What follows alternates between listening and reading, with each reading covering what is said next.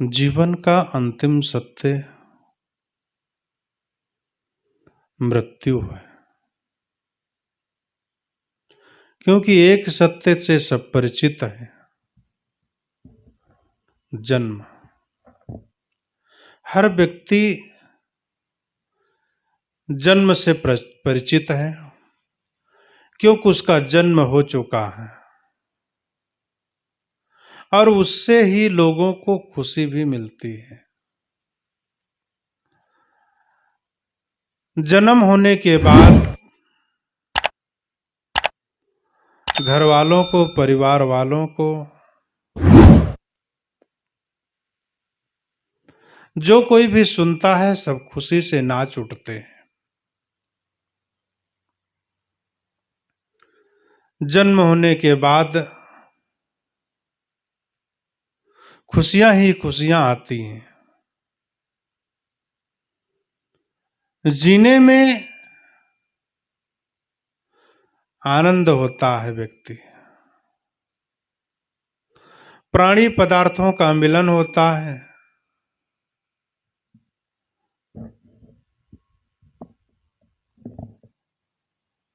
उनसे व्यवहार करने में सुख सुविधा मिलती है।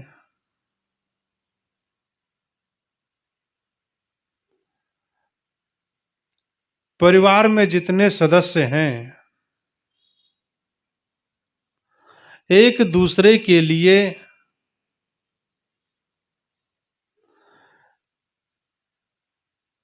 समर्पण जितना बढ़ेगा,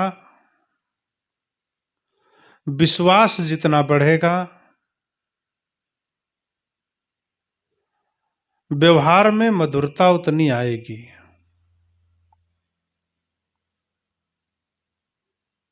विश्वास अगर नहीं होगा, मधुरता में खटास पैदा हो जाएगी। कितने लोगों के वहां देखा गया है, एक मां से बच्चा पैदा हुए, लेकिन एक दूसरे से बोलते नहीं हैं। 20 बरस हो चुका, बोलचाल नहीं होती है। व्यवहार की मधुरता गायब हो गई है। चेहरे से मुस्कुराहट गायब हो गई है। खुशियां तो नजर आती ही नहीं है।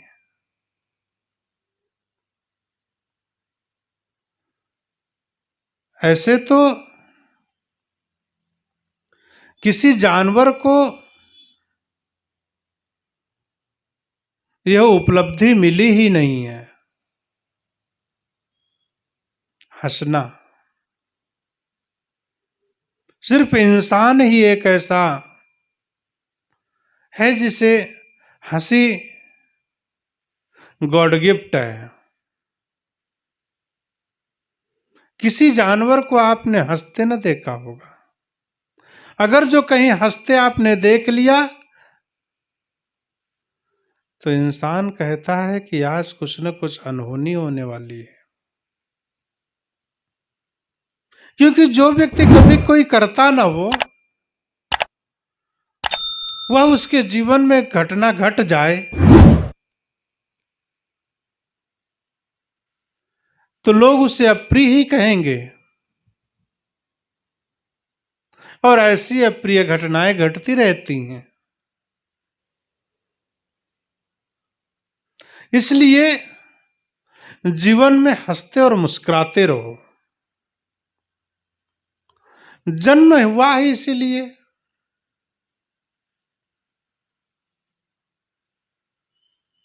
अनेकों अनेकों जन्मों का संस्कार उदय हुआ, जो बड़ी भाग्य मानुष तन पावा, सुर दुर्लभ सदग्रंथन गावा। सारे वेदों में, सारे ऋषियों ने, सब लोगों ने चर्चा करी है मनुष्य का जन्म दुर्लभ है, सुलभ नहीं है। लेकिन ये मनुष्य जन्म पाकर के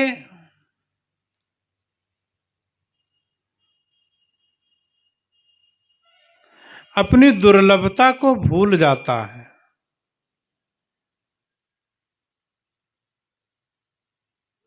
बेशकीमती को भूल जाता है,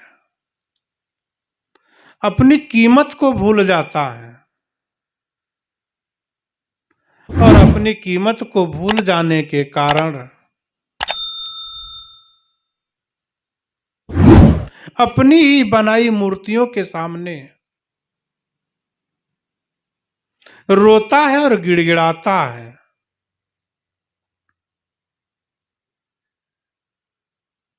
पहाड़ों के पास जाता है, नदियों में मुक्ति के लिए नहाता है,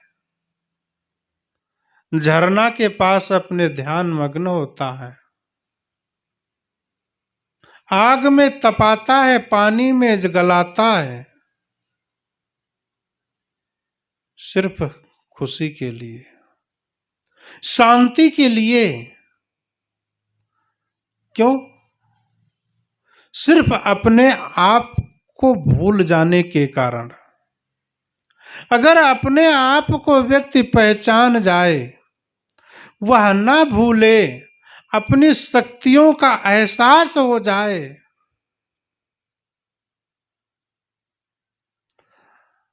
अपनी ताकत का एहसास हो जाए, नदियों और पहाड़ों और झरनाओं के पास में अपनी ही बनाई हुई मूर्तियों के सामने में मत्था न टेकेगा ये आदमी।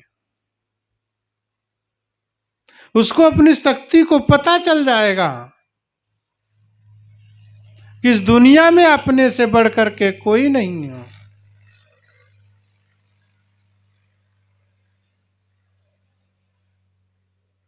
इसलिए प्यारे साथियों, अभी आप लोगों ने देखा है 144 वर्ष के बाद एक कुंभ का महापर्व पड़ा, जिसका नाम दिया गया महाकुंभ। हर जगह, चारों जगह में 12 वर्ष के बाद में ही कुंभ आता है। इलाहाबाद, हरिद्वार, नासिक और उज्जैन में सब में 12 साल के अंतराल में कुंभ होता है और अर्ध कुंभ 6 साल में होता है। बीच बीच में माघ मेला चलता है, संतों का पदार्पण होता है और भक्तों की भीड़ लगती है। संत भक्त का संगम, और उसमें से जो बीच में जो सरस्वती गुजरती है, संतों और भक्तों के बीच से जो त्रिवेणी गुजरती है, वो ज्ञान है, वह सरस्वती है। सत्संग के माध्यम से जो सरस्वती का जो उद्गम हुआ है, उससे भक्तों का जो जीवन है वो तरोबतर हो जाता है। लेकिन हम उससे अछूते रह जाते हैं, जीवन हमारा वहां न लगता है। हम चले जाते हैं गंगा के किनारे, और वहां डुबकी लगाने में जो पाप धुलने के लिए पाप करते हैं, आप धुलाने जाते हैं गंगा से। कौन सी साबुन ऐसी है गंगा के पास जो आपके पापों को धो देती है? सतगुरु कबीर साहब कहते हैं कि आपका किया गया पाप ऐसे नहीं धुलेगा। हजारों की भीड़ लाखों के भीड़ में तब्दील हो गई।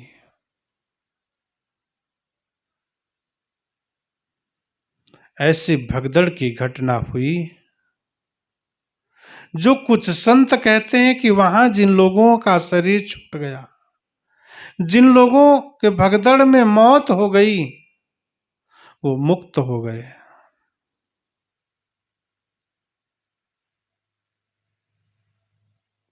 महाकुंभ में मौत और संतों के मुख से बताई गई कि जीवन मुक्त हो गए। ऐसी अनर्गल बातें एक वेद व्यास गादी से लोग देते हैं। ठीक है कि जीवन शायद वही उसी के लिए और उसी उतने ही दिन के लिए उसका बना हुआ था और उसी के बहाने उनकी मौत होना था। ये जायज है, ठीक है, कोई बात नहीं है। लेकिन इतनी भीड़ किस नाम पे? अमृत बरसा गया। मौनी अमावस्या के दिन वहां पर अमृत बरसेगा। उस अमृत समय में जो स्नान करेगा वो मुक्त हो जाएगा। ठीक है, संतों का जो समागम चल रहा था वहां पर, त्रिवेणी बह रही थी, उसके बीच में जो सरस्वती गंगा जो बह रही थी, ज्ञान की गंगा, उसने जिसने दीप डुबकी लगाया, उस सत्संग के ज्ञान की गंगा में जो डुबकी लगाया, उस व्यक्ति का मोक्ष होगा। क्योंकि उसने पाप कर्म जो किया था, वहां पर उसे पाप और पुण्य कर्म समझ में आया, सत्संग के माध्यम से, ज्ञान के माध्यम से,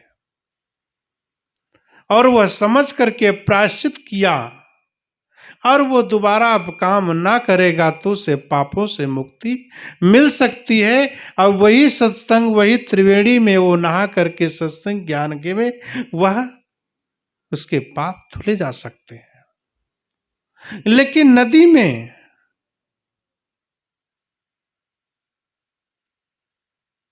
तालाब कुआं में पानी से पाप नहीं धुलता, शरीर धुलता है। शरीर का मैल निकलता है, ना कि मन का मैल।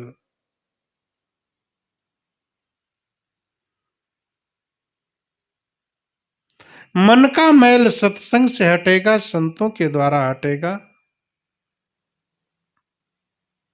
और शरीर का मैल पानी और साबुन से हटेगा। आस्था जीवन में होना चाहिए। किसी चित्र, किसी महापुरुष के, भगवान के चित्र है, उसे साफ करने की जरूरत है। उनमें श्रद्धा पात्र हैं, उनके आचरण पूजने योग्य है। उन्होंने जो बताई बातें हैं, उनके ऊपर जीवन को चलने की जरूरत है। अगर जो हम उनके चित्र पे माला चढ़ाएंगे, भगवान के प्रतिमा पर जाकर के मस्तिष्क को तोड़ देंगे, माला चढ़ा करके आस्था प्रकट कर देंगे, और हम अपने कर्मों का बदल न पाएंगे तो हमें मुक्ति नहीं मिलेगी। मंदिर में जाकर के घंटी पूजा हिला लेंगे, महाकुंभ में जाकर के स्नान कर लेंगे, मंदिर में घंटी बजा लेंगे, धर्म नहीं है ये आस्था का बिंदु है। हमारी आस्था आपके ऊपर है, हमारी आस्था गंगा मां के ऊपर है, हमारी आस्था संतों के प्रति सत्संग में होनी चाहिए। मेला क्यों लगाए जाते थे?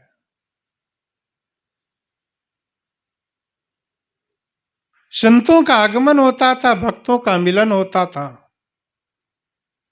और नदी के किनारे बैठ करके जो बड़े बड़े पंडाल लगाए जाते थे, उनमें आकर के संत गुरुजन भक्तों को ज्ञान देते थे, और ज्ञान देकर के जीवन जो ओतप्रोत होता था, और ओतप्रोत जीवन सुधार, और जिस व्यक्ति का जीवन सुधर गया उस व्यक्ति की जीवन की नैया पार हो।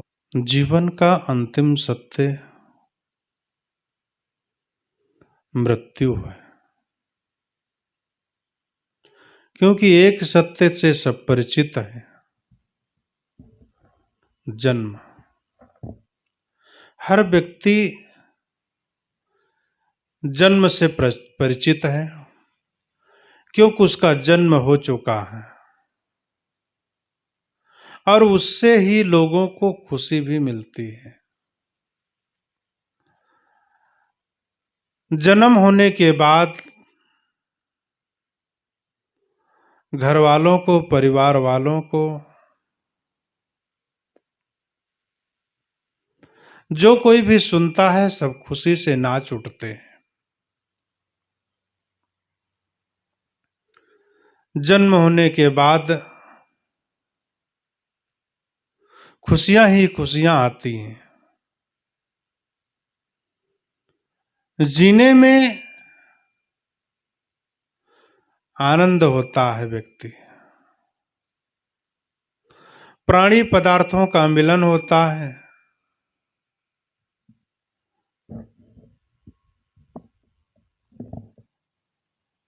उनसे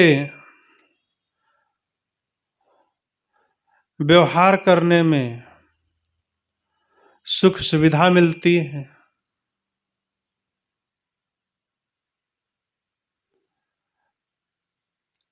परिवार में जितने सदस्य हैं, एक दूसरे के लिए